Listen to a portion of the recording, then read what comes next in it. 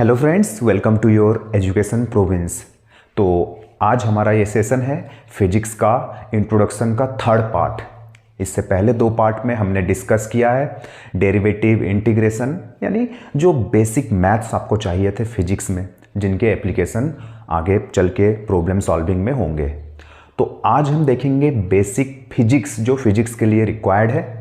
तो इससे पहले मैं आपको बताऊंगा भी कि 11th सिलेबस में कौन कौन से चैप्टर हैं जिसको आपको पढ़ना है। तो पहले है units and dimension,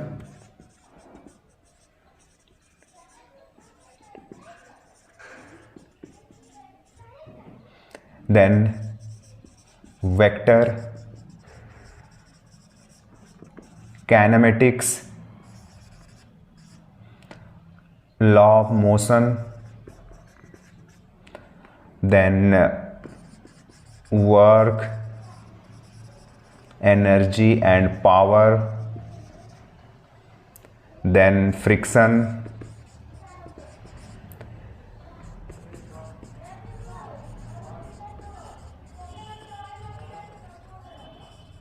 then properties of matter, जिसमें हम पढ़ेंगे बेसिकली इलास्टिसिटी के बारे में,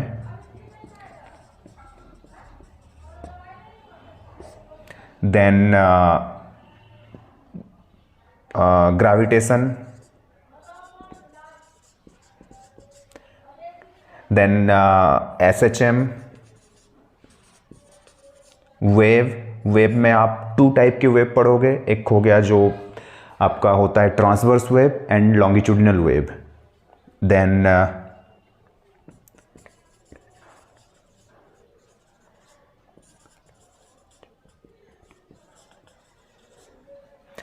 देन फ्लूइड मैकेनिक्स,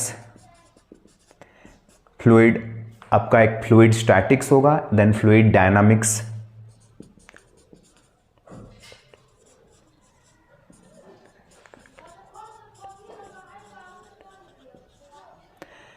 देन आपका heat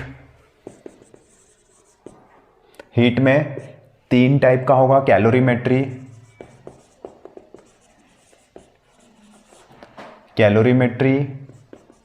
heat transfer, then thermal expansion,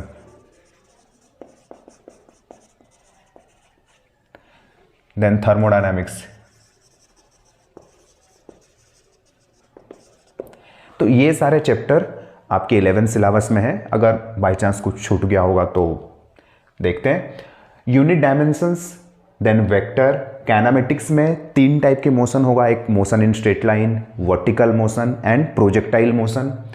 then law of motion तो आपको पता ही है, न्यूटन्स के जो तीन लॉ हैं उनके बारे में हमें पढ़ना है। तो इसमें एक नया कंसेप्ट आएगा, centre of mass concept. Okay, then work, energy and power, then friction, properties of matter जिसमें इलास्टिसिटी के बारे में हम पढ़ेंगे, ग्रेविटेशन जो आपको पता ही है, ग्रेविटेशन आपके स्कूल में भी होगा बेसिक, यहाँ पर एडवांस लेवल में हम पढ़ेंगे। Then SHM, simple harmonic motion, यहाँ से वेव का कंसेप्ट निकलता है, transverse wave and longitudinal wave, ये भी आपने सुन रखा होगा।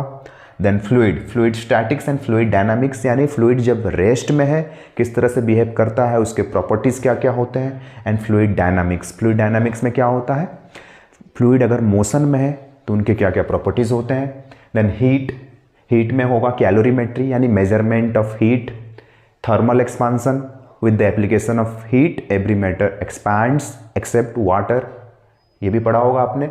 देन आपका हो गया heat transfer, okay, conduction, convection, radiation, उसके बारे में हम डिटेल्स में पढ़ेंगे। देन थर्मोडायनामिक्स, ये आपके लिए एक नया सब्जेक्ट है यहाँ पर, उसको हम देखेंगे। ये सारे चैप्टर्स हैं, अगर इसे आप नोट डाउन करना चाहते हैं तो कर लीजिए।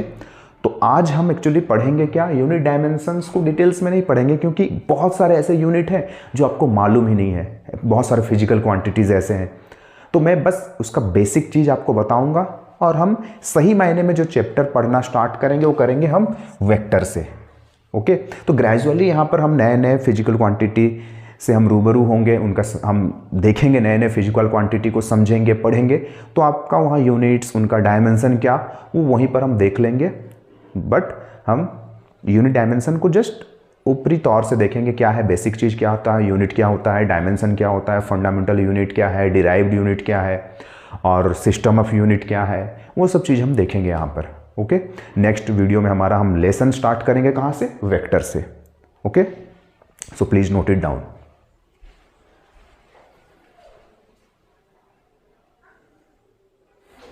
सो अभी हम स्टार्ट करेंगे यूनिट डायमेंशन, यानी जो आपका बेसिक है फिजिक्स में, उससे हम स्टार्ट करेंगे। तो फिर से मैं आपको रिकॉल करवा देता हूं फिजिक्स क्या है। Physics is that branch of science in which we observe, measure and describe.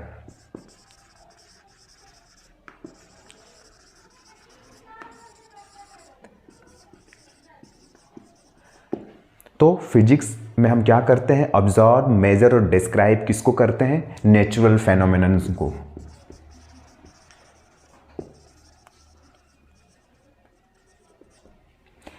तो physics is that branch of science in which we observe, measure and describe the natural phenomenon. तो natural phenomenon में क्या क्या आता है, heat, property of matter हो गया, जैसे लाइट, साउंड, ये सब चीजें आते हैं।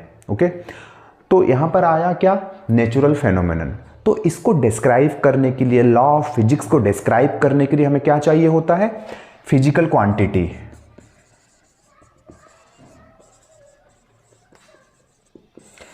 तो फिजिकल क्वांटिटी का क्या होता है, न्यूमेरिकल वैल्यू इनटू यूनिट। जैसे सपोज कहीं हमको मास अगर बोलना अगर है, कहीं पर मास का अमाउंट स्पेसिफाई करना है तो 10 kg बोलना पड़ेगा। सिर्फ 10 मतलब क्या हो सकता है, 10 मीटर पर सेकंड भी हो सकता है, 10 न्यूटन भी हो सकता है, कुछ भी हो सकता है। तो उसको स्पेसिफाई करने के लिए कि वो कौन सा फिजिकल क्वांटिटी है, हमें वहाँ यूनिट यूज करना पड़ेगा। ओके, तो यूनिट क्या होता है, यूनिट प्लस न्यूमेरिकल वैल्यू को मिला देने से क्या बनता है, एक प्रॉपर फिजिकल क्वांटिटीज बनता है। तो फिजिकल क्वांटिटी में क्या हो सकता है, वो फोर्स भी हो सकता है, एक्सेलरेशन हो सकता है, वेलोसिटी हो सकता है, वर्क हो सकता है, एनर्जी हो सकता है, कुछ भी हो सकता है। समझ में आया। तो ये जो यूनिट है यहाँ पर, ये इम्पोर्टेंट फैक्टर है। ओके, तो यूनिट क्या होता है, दो प्रकार का होता है, एक होता है फंडामेंटल यूनिट, एक होता है डिराइव्ड यूनिट। ओके, तो फंडामेंटल यूनिट क्या है और डिराइव्ड यूनिट क्या है हम देखेंगे। इससे पहले मैं बताता हूं सिस्टम ऑफ यूनिट।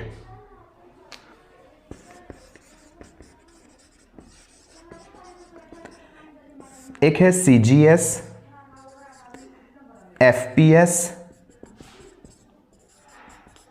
एमकेएस और एसआई। इस तरह बहुत सारे सिस्टम है, बट ये जो है एफपीएस और एक है एफपीएस इंजीनियरिंग सिस्टम।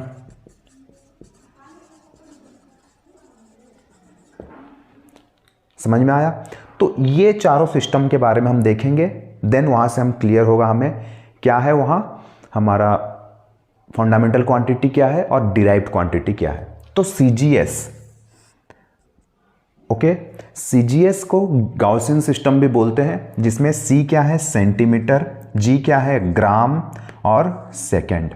सेंटीमीटर किसका यूनिट है, लेंथ का। लेंथ एक फिजिकल क्वांटिटी है जिसका यूनिट क्या हुआ, सेंटीमीटर। ग्राम हो गया मास का, लेंथ, मास और टाइम। तो यहां पर इस सिस्टम के अंडर में ये तीनों हो गए फंडामेंटल क्वांटिटी, लेंथ, मास और टाइम। तो लेंथ का यूनिट हुआ है यहां पर सेंटीमीटर, मास का ग्राम और टाइम का सेकेंड। ओके, तो इस सिस्टम में क्या होता है, कहीं कहीं आपका डिग्री सेंटीग्रेड भी यूज होता है।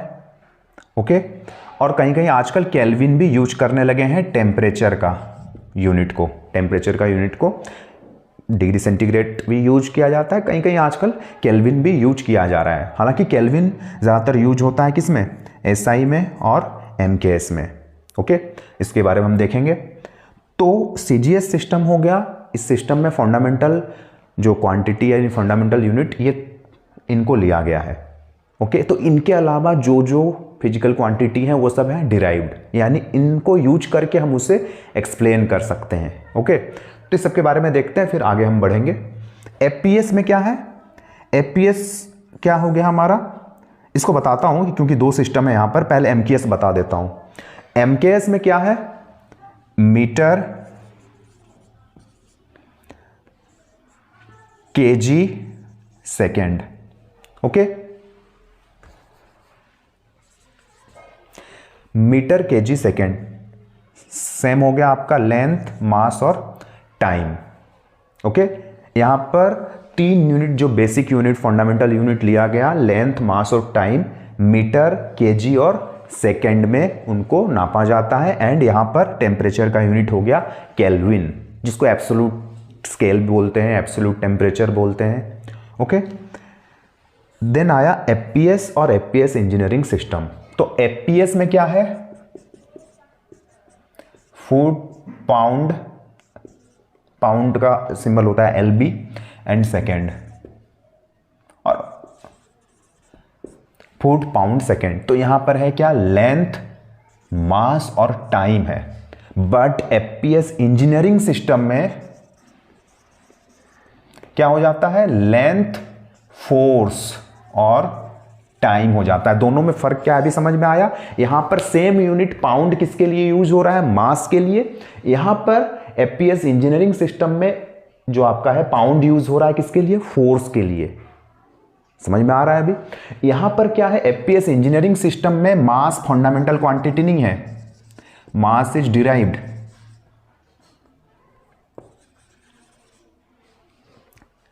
ओके, यहां पर मास का यूनिट क्या है? स्लॉग। समझ में आ रहा है? तो यहां पर जैसे मैं बताया एफपीएस सिस्टम में फंडामेंटल यूनिट कौन कौन सा है? लेंथ, मास और टाइम। यहां पर क्या है? मास फंडामेंटल है, बट वही अगर एफपीएस इंजीनियरिंग में लेंगे तो फोर्स फंडामेंटल है। बाकी इस सब जगह में क्या है? फोर्स क्या है? डिराइव्ड यूनिट है। समझ में आया? फोर्स यहां इंक्लूड किया गया है as a fundamental quantity in FPS engineering system में। यहां मास जो है, mass is derived quantity in FPS engineering system having the unit slug. समझ में आया? अब हम देखेंगे आगे एसआई सिस्टम क्या है और इसके बारे में आगे डिस्कस करते हैं। पहले आप इसको नोट डाउन करिए।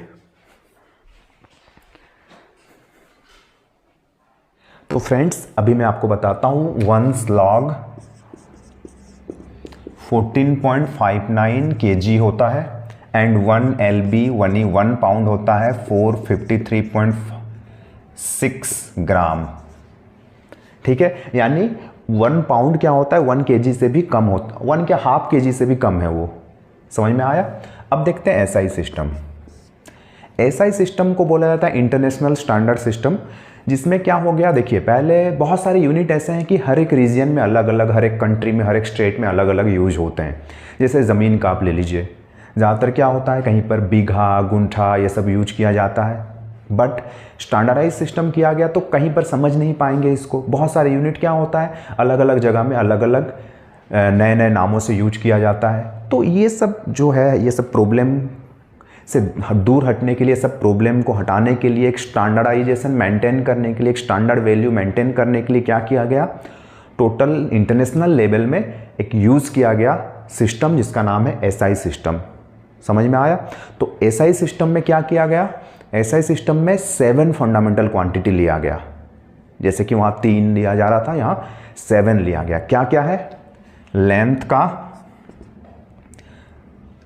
मास, टाइम, जो कि एमकेएस के साथ सेम है। लेंथ का क्या हो गया? मीटर, मास का हो गया केजी, टाइम का हो गया सेकेंड। उसके बाद टेम्परेचर का हो गया केल्विन। देन ये तो 4 पता है एमकेएस के साथ सेम है, और 3 जो एक्स्ट्रा ऐड किया गया, अमाउंट ऑफ सब्सटेंस, मोल, जो ज़्यादातर केमिस्ट्री में यूज किया जाता है। देन करंट एम्पियर, जिसका सिंबल ए है। देन हो गया लुमिनस इंटेंसिटी,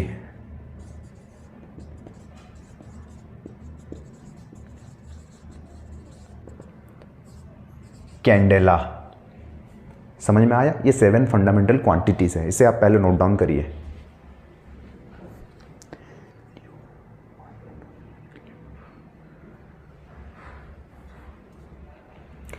ठीक है, तो अभी ये जो हो गए 7 फंडामेंटल क्वांटिटीज, जो कि क्या है? हमारे बेसिक हैं, फंडामेंटल क्वांटिटीज हैं, और इनको छोड़ देने के बाद जो भी रहा फिजिकल क्वांटिटी और जो भी यूनिट, वो सब हमारा क्या है? डिराइव्ड यूनिट है। या फिर डिराइव्ड फिजिकल क्वांटिटीज़ हैं। समझ में आया? जैसे मैं एग्जांपल लेकर बताता हूँ, फोर्स। फोर्स का क्या होता है? Mass into acceleration. तो मास का हो गया kg, इसका हो गया मीटर पर सेकेंड स्क्वायर, तो इसका नाम दिया गया न्यूटन।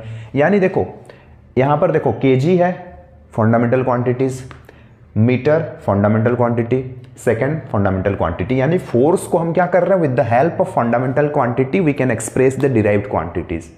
अभी समझ में आया? अभी आपका जो फंडामेंटल क्लियर हुआ। यानी डिराइव्ड क्वांटिटी क्या है? Derived quantity can be expressed in the form of fundamental quantities और with the help of fundamental quantities. समझ में आया? ओके। तो इसके बाद हम देखते हैं कुछ यूनिट प्रीफिक्स। यूनिट के सामने प्रीफिक्स लगते हैं। जैसे आपने देखा होगा माइक्रो सेकेंड, माइक्रोमीटर जो माइक्रॉन बोलते हैं, या फिर आपका हो गया किलोमीटर, डेसीमीटर, माइक्रो सेकेंड, मिली सेकेंड। ये सब चीज़ जो सामने लग रहा है ना, माइक्रो, मिली, ये सब इस तरह से, और बहुत सारे हमारे प्रीफिक्स हैं जो यहाँ पर यूज़ होता है, तो उसको हम देखेंगे।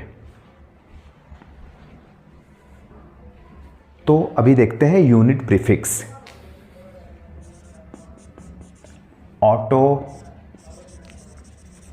Femto, pico, nano, micro, milli, centi, deci, deca, hecto, kilo, mega, giga, tera, peta, exa. समझ में आया? तो ये उनके नाम है, उनका सिंबल अभी मैं लिखता हूँ। Atto, femto, pico, nano, micro, milli, centi, deci, deca, hecto, kilo, mega. के यहाँ स्मॉल यूज होगा क्योंकि अगर कैपिटल हो गया तो केल्विन हो जाएगा। Giga, tera, peta, AXA.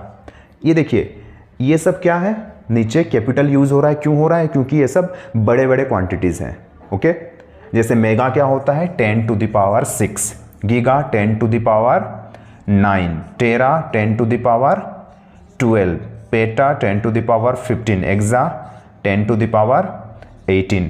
आपने तो ये आजकल बहुत ही सुना होगा, जीबी, एमबी यानी मेगा बाइट। बाइट जो यूनिट है जो कंप्यूटर में स्टोरेज के लिए यूज किया जाता है। उसके बाद हो गया GB, gigabyte, TB, terabyte, hard disk वगैरह आते हैं 1 TB, 2 TB। देन पेटा हो गया 10 टू द पावर 15, एक्सा हो गया 10 टू द पावर 18। जहाँ तक जो डाटा यूज हो रहा है आपको तो पता ही होगा। देन किलो होता है 10 टू द पावर 3, हेक्टो होता है 10 to the power 10 to the power 2, ये होता है 10 टू द पावर 1, ये होता है 10 टू द पावर -1। यानी यहाँ से क्या हो गया? ये नीचे पॉजिटिव वाले थे, बड़े बड़े वैल्यूज़ थे, अब ऊपर छोटे वैल्यूज़ हैं। 10 to the power -2, 10 to the power -3, milli आप पता होगा। Then micro 10 to the power -6, nano 10 to the power -9, 10 to the power -12, 10 to the power -15, 10 to the power -18। देखिए इतना दूर तक सही है। उसके बाद 3 गैप हो रहा है, यहाँ भी सेम है। तो इसको सीरियली आप याद रख लोगे तो इजी हो जाएगा याद करने के लिए। तो ये कहीं भी किसी भी यूनिट के सामने हम यूज़ कर सकते हैं इसको। जैसे कि मैंने बताया आपको, जैसे सेकेंड के सामने माइक्रो सेकेंड, मिली सेकेंड, नानो सेकेंड। समझ में आया? कहीं भी नानोमीटर, मिलीमीटर, माइक्रोमीटर, इस तरह कोई भी यूनिट के सामने ये प्रीफिक्स सब हम यूज़ कर सकते हैं। ओके। तो फ्रेंड्स अब देखेंगे डायमेंशन। तो डायमेंशन क्या होता है? डायमेंशन में भी ये क्या है? यूनिट जैसा ही है, बट यहां पर यूनिट यूज नहीं किया जाता। विद द हेल्प ऑफ हम क्या करते हैं? बेसिक जो हमारा क्या था 7 फंडामेंटल क्वांटिटीज के सिंबल यूज करके एंड उनके पावर यूज करके हम क्या करते हैं? उसको रिप्रेजेंट करते हैं एनी फिजिकल क्वांटिटीज को। तो इसका डेफिनेशन होता है, तो dimension of any physical quantity is the power to which the fundamental quantity must be raised to represent the physical quantities. उस फिजिकल क्वांटिटीज़ को रिप्रेजेंट करने के लिए हम जो या फिर जो ज़रूरत है, जो फिजिकल क्वांटिटीज़ हम ले रहे हैं, कौन से, हमारा यहाँ बेसिक फिजिकल क्वांटिटीज़, जो हमारा क्या है, फंडामेंटल क्वांटिटीज़ जिसे हम बोल रहे हैं, जो मतलब फंडामेंटल क्वांटिटीज़ और उनके पावर को यूज़ करके हम जो रिप्रेजेंट कर रहे हैं एनी फिजिकल क्वांटिटीज़ को, उसको बोलते हैं क्या, डायमेंशन। तो ज़्यादातर क्या होता है, MLT। इसके अलावा क्या हो गया, A हो गया, मोल हो गया, जो हमारे फिजिकल क्वांटिटीज़ थे, कैंडेला, तो ज़्यादातर आता नहीं, ये सब ज़्यादातर यूज़ होते हैं। इनको यूज़ करके हम कैसे रिप्रेजेंट करते हैं, with in the square bracket. जैसे एग्जाम्पल लेंगे तब आप समझ जाओगे अच्छे से। जैसे सपोज मैं ले रहा हूं मास में क्या है, सिर्फ m है, m1 L0 T0, क्योंकि L और T तो है ही नहीं। उसी तरह लेंथ में m0 L1 T0, टाइम में m0 L0 T1। ये तो था मास, लेंथ और टाइम का। नेक्स्ट अब देखते हैं, सपोज हम ले रहे हैं क्या, वेलोसिटी। क्या होता है, देखो फिजिकल क्वांटिटीज जो भी है उसका डायमेंशन निकालने के लिए हमें क्या करना पड़ेगा, उसका फॉर्मूला याद रहेगा, तभी जाकर हम इजीली निकाल पाएंगे।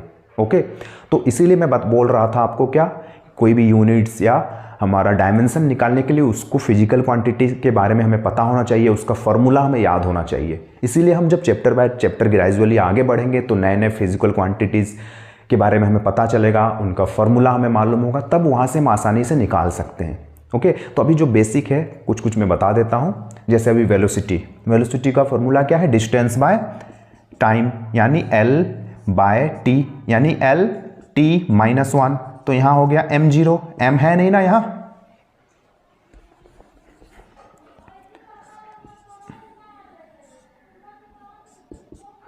तो m0 L1 T-1, ये हो गया किसका, वेलोसिटी का। अगर एक्सेलरेशन का लेंगे तो क्या होगा, डिस्टेंस बाय टाइम का स्क्वायर, यानी m0 L1 T-2। अभी समझ में आ रहा है, धीरे धीरे क्लियर हो रहा है क्या करना है। इसी तरह से हम कोई भी फिजिकल क्वांटिटी को एक्सप्रेस करेंगे तो उसको बोलते हैं डायमेंशन। ओके, जैसे फोर्स का लेते हैं, फोर्स का फॉर्मूला होता है मास इंटू एक्सेलरेशन, तो m हो गया, L का क्या है, एक्सेलरेशन का LT-2, m1 LT-2 हो गया आपका क्या, फोर्स का। अगर वर्क और एनर्जी का लेंगे, वर्क और एनर्जी का सेम होता है, because work is the form of energy. तो फोर्स इंटू डिस्प्लेसमेंट, यानी F इंटू L, यहां पर L मल्टीप्लाई कर लीजिए, MLT-2 इंटू L, यानी ML2T-2। ये हो गया आपका किसका, वर्क और एनर्जी का। समझ में आ रहा है अभी। तो इस तरह से हम डायमेंशन और डायमेंशनल फॉर्मूला जो भी बोलो इसको लिख सकते हैं। जैसे कहीं थीटा का सपोज, थीटा क्या होता है, थीटा इक्वल्स टू L/R, और L equals to R theta जो होता है, तो L/L हो गया, यानी m0 L0 T0। तो थीटा हैज नो डायमेंशन, और डायमेंशन लेस बोल सकते हैं उसको, ठीक है। उसी तरह सपोज हम चार्ज ले रहे हैं, चार्ज Q इक्वल्स टू क्या होता है, करंट क्या होता है, rate of flow of charge, यानी I इक्वल्स टू Q/T, तो Q इक्वल्स टू IT, यानी इसका डायमेंशन क्या हो जाएगा, करंट का A और T का टाइम, A और T, यहां पर A आया ना, समझ में आया। तो इसी तरह जहां पर भी कोई फिजिकल क्वांटिटी अगर आ रहा है हम ग्रेजुअली उसको देखेंगे। तो ये था डायमेंशन। इसी तरह से हम डायमेंशन को यूज करके क्या कर सकते हैं, उसके एप्लीकेशन, नए नए फिजिकल क्वांटिटीज, नए फॉर्मूला भी निकाल सकते हैं, जिसका एप्लीकेशन कहाँ पर है, फ्लूइड चैप्टर में है, वो हम वहाँ पर देखेंगे। ओके, तो ये था आपका बेसिक जो आपका फिजिक्स में ज़रूरत है। और जैसे कुछ यूनिट कन्वर्जन जैसे मैं आपको बताऊँगा अभी, ये आप लिख लीजिए, उसके बाद थोड़ा थोड़ा मैं बता देता हूँ, फिर इस चैप्टर को हम कंक्लूड करेंगे। ओके, तो अभी मैं आखिरी में कुछ बताता हूँ, कुछ यूनिट आपका उनका मतलब कन्वर्जन कैसे होता है। जैसे सपोज 1 किलोमीटर होता है 1000 मीटर, 1 लीटर होता है 1000 ml। तो ml जो है इसको cc भी बोलते हैं। 1000 cc होता है क्या, 1 लीटर होता है। तो cc यानी क्यूबिक सेंटीमीटर, यानी सेंटीमीटर क्यूब को बोलते हैं क्या, cc।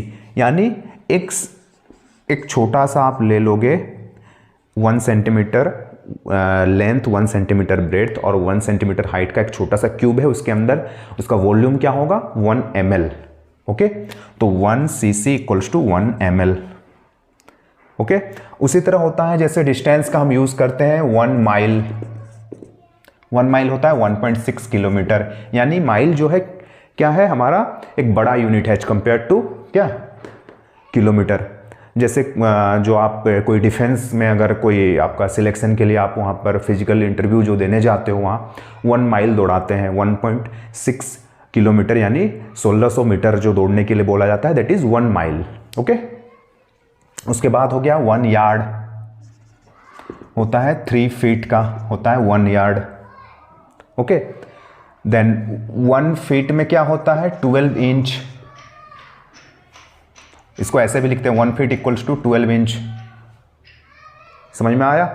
तो 1 इंच क्या होता है, 2.54 सेंटीमीटर, लगभग 2.5 सेंटीमीटर क्या होता है, 1 इंच होता है। अब जो स्केल होता है, एक साइड में आपका रहता है क्या, mm में रहता है, और दूसरी साइड में क्या रहता है, फीट में रहता है। जैसे 1 सेंटीमीटर इक्वल्स टू 10 mm। समझ में आ रहा है?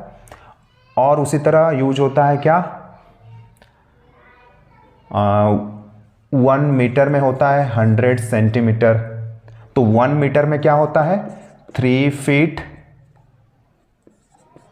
3 इंच और 3 सूत बोलते हैं उसको, जो मतलब क्या होता है, 1 इंच इक्वल्स टू 8 सूत होता है। समझ में आया? तो ये सब बेसिक क्वांटिटीज हैं। जैसे माइल हो गया, ये आपके अगर जमीन में अगर नापते हैं तो माइल होता है, और समंदर में नापते हैं तो वहां पर क्या हो जाता है, नॉटिकल माइल। 1.8 किलोमीटर। यानी नेवी में जो जहाज़ों में अगर जो जाते हैं समंदर में, तो लोग डिस्टेंस जो मेजरमेंट करते हैं किसमें, नॉटिकल माइल में। 1.8 किलोमीटर होता है वहाँ पर। ये सब था आपका बेसिक जो आपका यूज़ होगा यहाँ पर। तो इसी तरह से आप बहुत सारे यूनिट को देखोगे, आप यूनिट बहुत सारे आपके सामने आएंगे। इस तरह से प्रॉब्लम सॉल्विंग में क्या करना होता है, सारे जितने आपको गिवन वैल्यूज़ होते हैं सबको एक यूनिट में कन्वर्ट करना होता है। तो ये सब चीज़ आपको पता होना चाहिए। तो इस तरह से बहुत सारे हैं जो बेसिक, जब हम आता जाएगा प्रॉब्लम सॉल्व करेंगे तब मैं आपको बताता जाऊंगा धीरे धीरे। तो ये था आज का बेसिक आपका, जितना फिजिक्स में आपको ज़रूरी है। ओके, तो अब तैयार रहिए। नेक्स्ट हमारा जो हम लेसन स्टार्ट करेंगे कहाँ से, वेक्टर से, जहाँ से हम सही मायने से चैप्टर स्टार्ट करेंगे 11th का। Okay, so have a nice day, thank you.